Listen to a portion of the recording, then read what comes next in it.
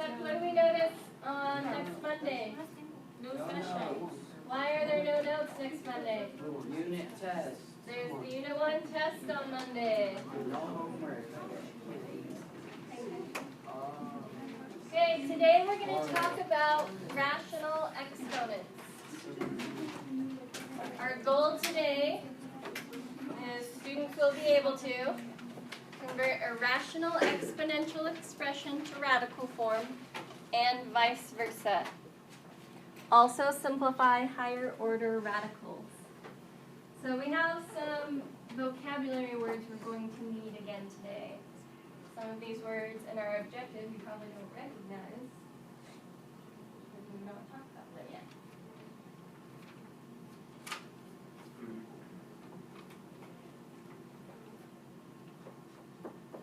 Also, don't forget, if you would like to retake your quiz, you have until Friday. Make sure to set up a time with me.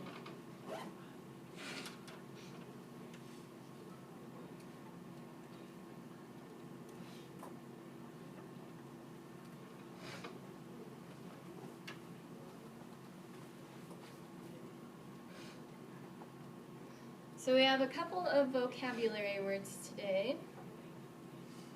First is rational number.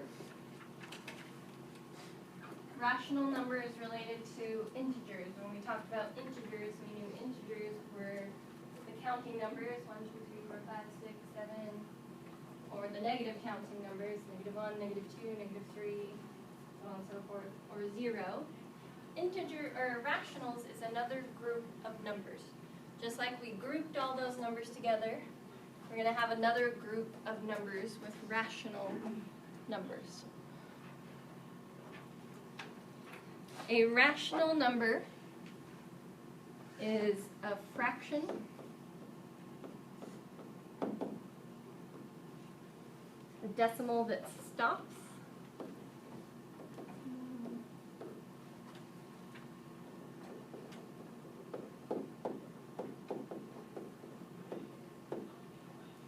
a decimal that repeats forever,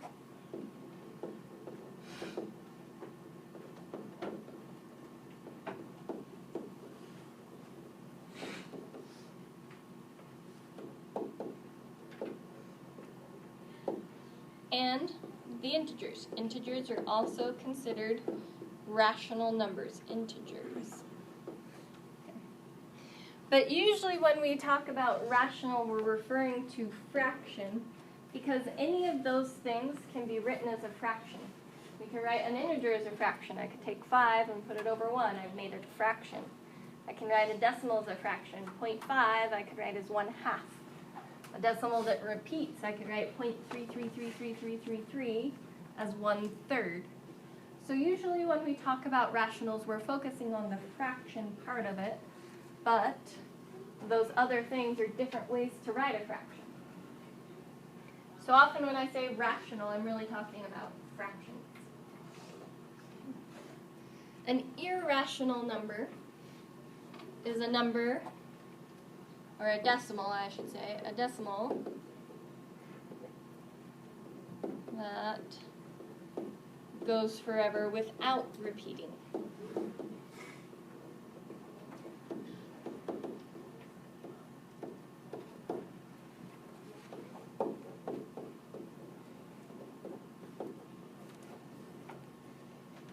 We can write repeating decimals as fractions, but I cannot write decimal that goes forever without repeating as a fraction.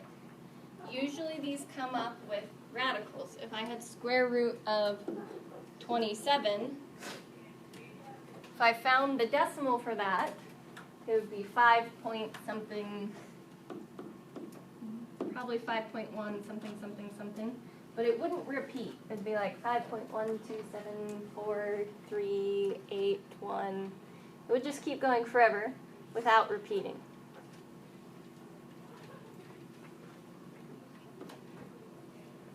And then a higher order radical. So when we talk about radicals, so far we've only talked about square roots. If I wrote this, we know that means square root.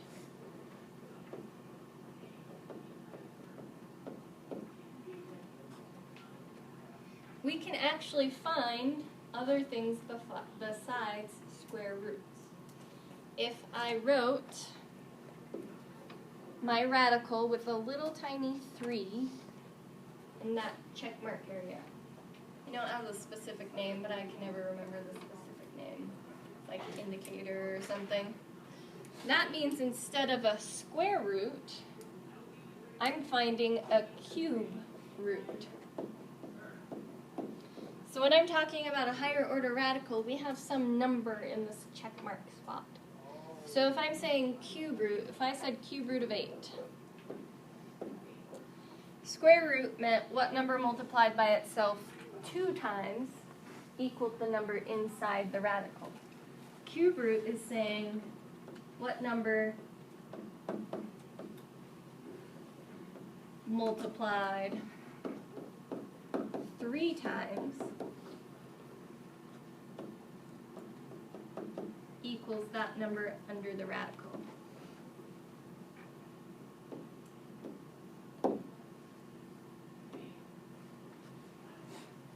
So square roots, we only have to worry about numbers multiplying twice. Cube roots, we have to figure out what multiplies together 3 times. So with 8, what number multiplied by itself 3 times would be 8? Liana, 2. If I did 2 times 2 times 2, we know that equals 8. Therefore, the cube root of 8 would be 2. Just like if we did square root of 36, square root of 36 is 6 because 6 times 6 is 36. Or I could change this. This can be any number I want. I could say the 4th root of 81. Often we don't work with super high radicals because they're harder to work with. You get some pretty big numbers. But we do need to know that I could put whatever number I wanted there. So 4th root of 81. I'm saying what number multiplied by itself 4 times is 81? Austin? 3. If I did 3 times 3 times 3 times 3, that equals 81. So the 4th root of 81 is 3. And this is more mental. It's not something you have to write out. It's more of a mental process, but just to show you what we should be thinking as we're solving this. So those are the new vocabulary words we need to know in order to do what we're going to do today. So I've been talking about how we're going to relate our radicals that we started with our exponents that we've been working with the last 2 times. So we can actually convert back and forth. We can take a rational exponential expression and we can change it to a radical expression. There are 2 different ways to write the same thing. Sometimes it's easier to write it when it's in exponential form. Sometimes it's easier to write it when it's in radical form. So if we start with x to the m over n, I can rewrite it in radical form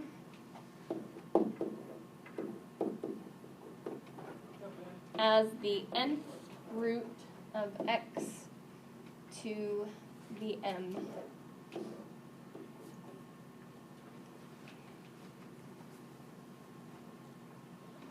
Those are the same thing. It's 2 different ways to write the same thing. But sometimes we like working with exponents better, even if they're fractional exponents. There will be certain situations where having an exponent is better compared to some situations where having the radical will be better. Also, I want to point out this n is not n times. It's not n and then the square root. The n always goes in the little square root place. It's just to tell us what kind of root we have. It's not to tell us we have like 3 times the radical. I could have both. I could have a number out front. Let me write that 3 bigger. It would be the same size as the radical. I can have 3 times the 5th root of something. So just so you know, these two things, they're different. Okay, so here's our first example. We're going to take this x to the 5/3, and we're going to write it in radical form instead of exponential form. We're going to write it with a square root or a cube root or whatever root it will be instead of a exponent like that, fractional exponent. So we know it's going to involve a radical. And we just have to know where to put everything. So when we look at our formula, this is a formula, n was the bottom of the fraction, and it went in this little check mark spot of the radical. So what number goes in the check mark spot of this radical? 3. X was the base, and it went inside the radical. Well, this is still an x. It could have been any variable. It could have been z or b. Doesn't matter. It would go inside. And then it's all raised to what number on the outside? 5. Which is from the formula is n. But now we're applying the formula to these specific numbers. And that's our answer. These ones where we're just rewriting, it's just following the formula. There's not a lot of actual math. It's just being able to convert back and forth. Okay, so what if I start already in radical form? How do I change it to exponential form? Well, we know this was our base, x was our base, and we know it's going to be a rational exponent. We know there's going to be a fraction in our exponent. We just have to know what number is the top part of the fraction and what number is the bottom part of the fraction. So which of these, 4 or 7, is the top part of the fraction, the numerator? 7. If we go look at our formula, you have to scroll up for a second. This outside number m was the top part of the fraction. 7, which means the 4 is the bottom part of the fraction. So the converting part is pretty straightforward. There's not any tricky parts except for maybe this one tricky thing. And if you don't remember how, you need to look at your notes. That's why we write them down. If you don't remember the formula, look it up. So this last one, what's different? There's 2 things different about example 3.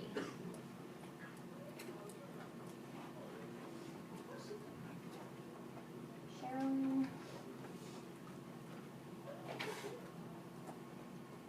So what's different about this, Rachel? When we put it back, there's not going to be a fraction.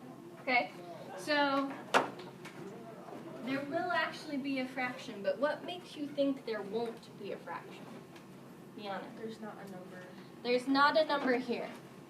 So that gives us pause. That might look like, hey, there's not a fraction, but there's a piece of information I haven't told you that actually will make it so there is a fraction. Your new seat is on the seating chart, or if you just want to take a seat for today, it doesn't matter. What else is different? There's one difference. So I heard from both Dominique and Emily.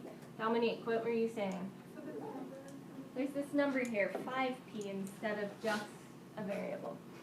So we have 2 different things. So first we need to figure out, what do I do with this blank spot? So Rachel thought, hey, that means there's not going to be a fraction, which is a good thought. Without this extra piece of information, that's probably where most of us would go. Is, hey, I'm not going to have a fraction. There is actually a number here. Is it a 1? Okay. If it was a 1, we still wouldn't have a fraction. We'd have 5/1. Almost always it's an invisible 1. Brett.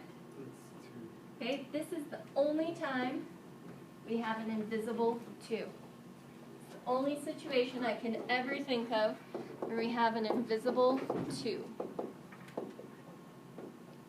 And let me explain why. if I had square root of 9, what would the answer to square root of 9 be? 3. Because 3 times 3 is 9. It took two numbers multiplied by themselves. Square roots are always talking about groups of 2. So that's why this is an invisible 2. Because it's talking about groups of 2 instead of groups of 3 or 4 or 5. This, actually, we never have any groups of 1. The square root can never have a 1 right here. Okay, so there's our first thing we had to deal with. We have an invisible 2 there. The second thing we have to deal with is this 5p. So we know this 5p is going to be our base, but it has to be affected by the exponent, both the 5 and the p. So when this happens, we just put parentheses around it and then the exponent outside. So what's our exponent going to be? 5 over 2. Good job, Ammon. So like I said, the changing back and forth, pretty straightforward as long as you know the formula. It's just rewriting one to the other, from radical to rationals, or rational to radical. But I'm also going to ask you to simplify.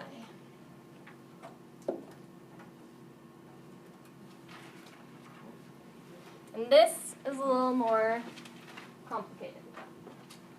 This involves some of our math, some of our exponential laws we've been using, some of our being able to simplify radicals we've been using.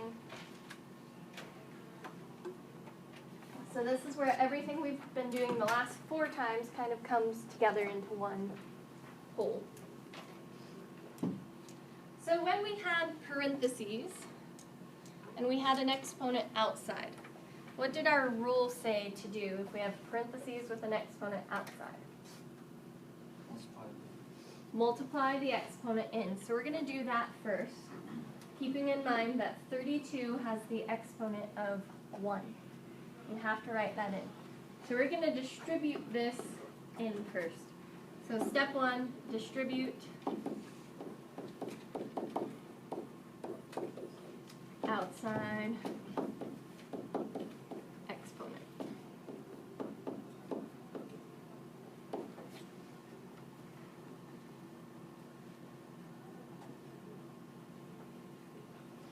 So we get 32 to the 2/5.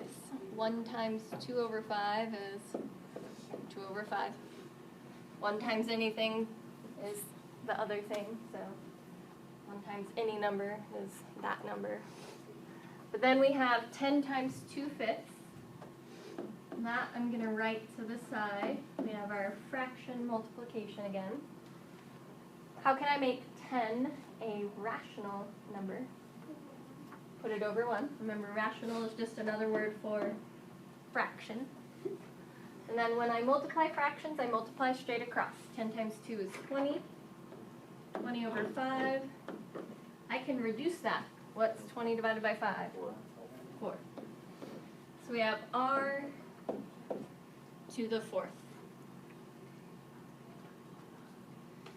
So our variable, just by distributing, became simplified. Our number did not. We still need to simplify the numbers. So we need to focus just on this piece right here. 32 to the 2/5. So we need to rewrite our number in radical form.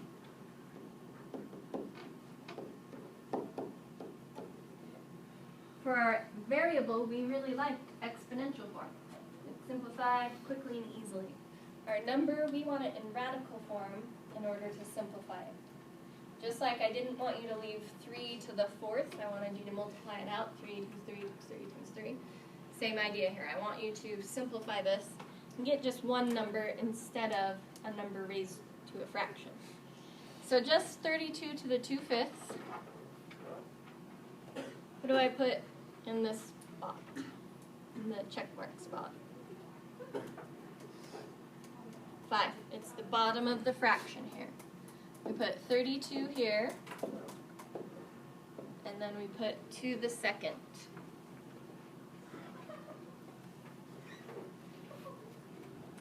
So after we've rewritten, so the r to the 4th is not going to disappear. I just get to ignore it. So if you want to keep writing it, you can. You just have to keep remembering it'll be part of your final answer. So we're kind of ignoring it, so if you don't want to write it, you don't have to. But if you feel like you're going to forget it, keep writing it every time. So now I need to do my prime factorization.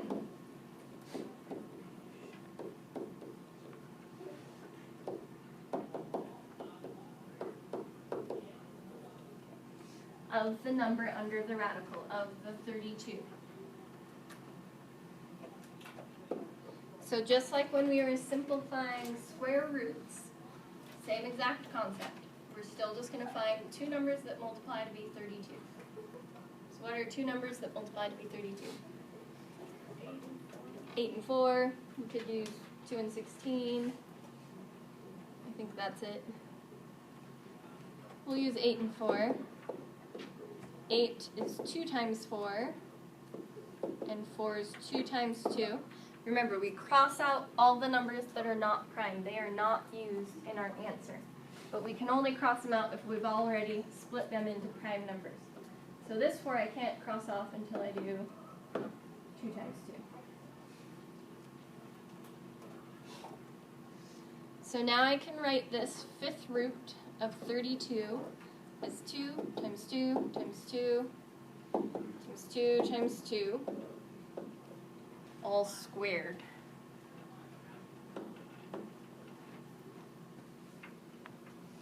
Now we have to look for groups.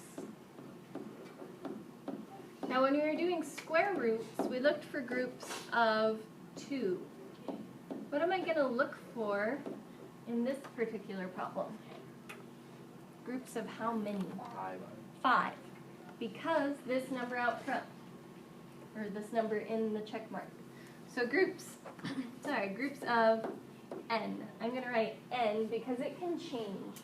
In this specific example, it's 5, but that can change, and we've been writing this as n in that spot. So I'm going to write groups of n. In this particular one, it's 5. How many 2's do I have? 5. Now in our story, when we had groups of 2, one made it out of prison alive, one got killed off. Well, even though there's 5 here, still only one person makes it out of prison alive. Everyone else gets killed off.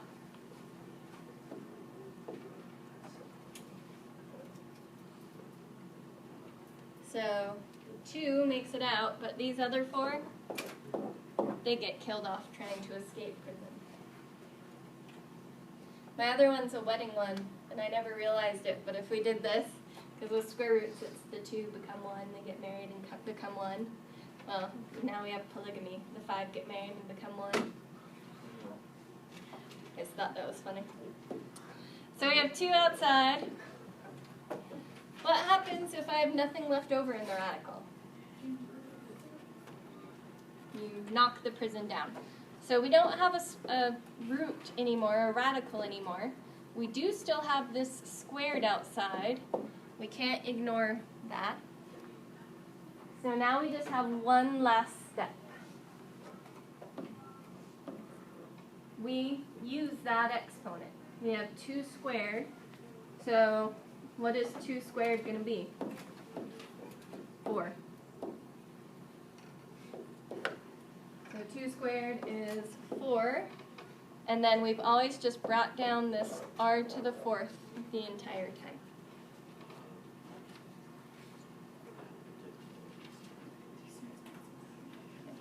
So they are more complicated. They do require a lot more steps.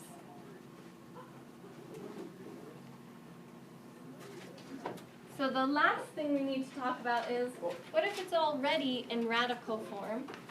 What's going to happen if we have any, I don't know why it's, come on, there we go. if we have stuff left over in the radical instead of the radical being knocked down. So we have just one last example, and then we'll get started on our assignment.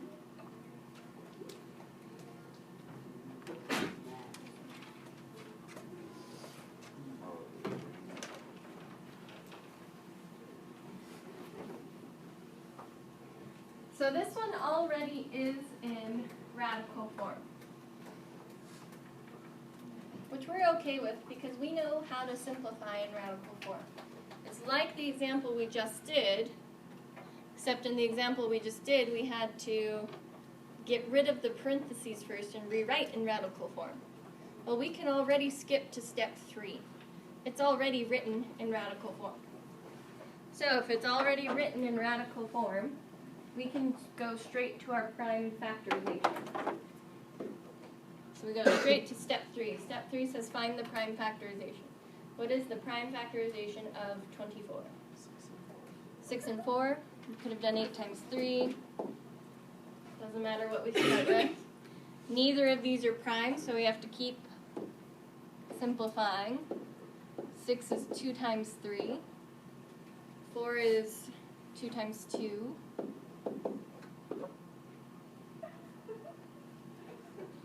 So we have cube root of 2 times 2 times 2 times 3. And now, since we started in radical form, we do have to treat our variable a little bit different. When it was in exponential form, usually simplified quite easily.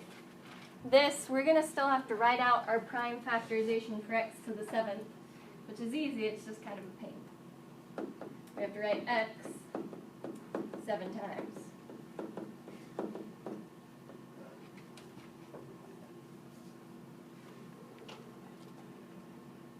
So now, I'm looking for groups. What kind of groups am I looking for on this particular problem? 3. Because it says cube root here, we look for groups of 3. So I have 3 2's, I have 3 x's, and I have another pair of x's, or another trio of x's.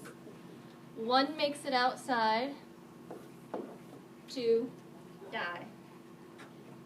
Same with the variables. 1 makes it out, 2 get crossed off. 1 makes it out, 2 get crossed off. So outside the radical, we have 2 times x times x. And this time I can't knock down the radical. We have stuff left over. What stuff was not included in any of our groups? 3, and then the x. We have a 3 and an x left over. Now the only last thing we should do is if there's anything that can combine out front through multiplication, we multiply it out. Instead of writing x times x, what should I write? X squared. X squared.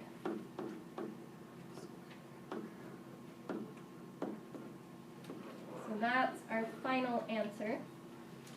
Now it can be annoying to write out the variables. So a more advanced way to think about it is we know that if we did rewrite it in exponential form, we would get a fraction. We would get the fraction 7 over 3. This only works for the variable. So if I divided 7 by 3, what would I get?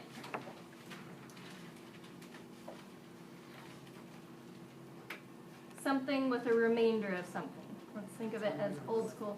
2, remainder 1. Okay, the 2 is what number became your exponent outside. The 1, the remainder, is the exponent of the variable inside. So that's a second way to think about it, but it's a little more advanced, and it's easier to forget and to screw up.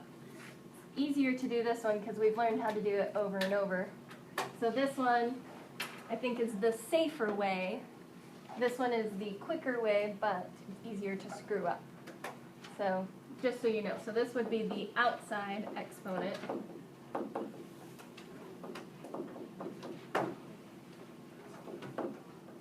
This would be the inside.